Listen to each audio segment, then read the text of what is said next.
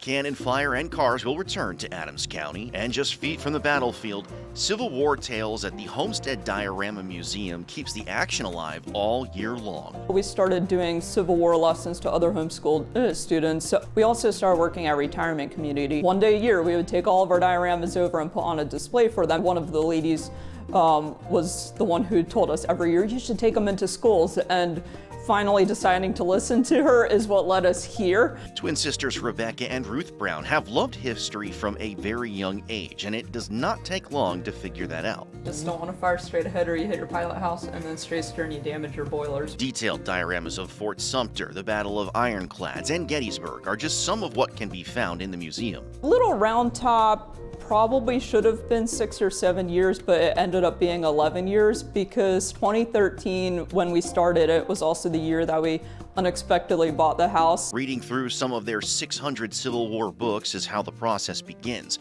And to fully appreciate just how accurate they are, you have to understand what goes into each inch. We have topographical maps of Gettysburg. 11 feet would give us Warren and the Signal Corps and the 15th Alabama facing the 20th Maine. We went out and took photos of the rocks on Little Round Top. It makes you really appreciate battlefield preservation. Then it's just a matter of doing the details. And if you don't feel like making rocks, you can make trees. If you don't feel like doing that, you can make cats.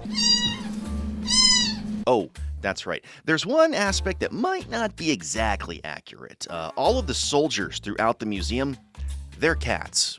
In high school, people would see us making cats because we always took boxes of clay everywhere we went to kill time, right? And so they're like, why are they cats? And we're like, we don't know.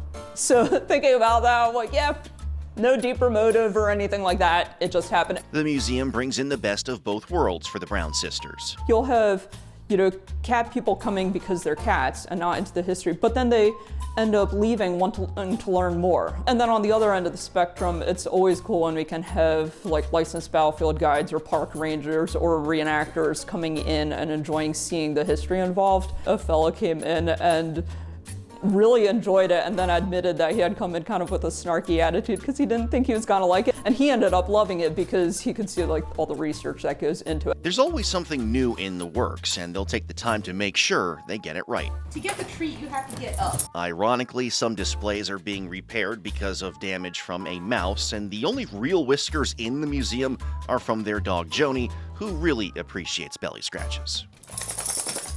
But Rebecca and Ruth are always eager to help others scratch their curiosities each time the doors open, with the help of their more than 10,000 handmade cats. There was one kid who had to be like 5 or 6. He went home all inspired to do dioramas with his dinosaurs, including water effects. And the poor mom was just like, you could just see her thinking, I hope he forgets by the time he gets home. Alex Cawley, Fox 43.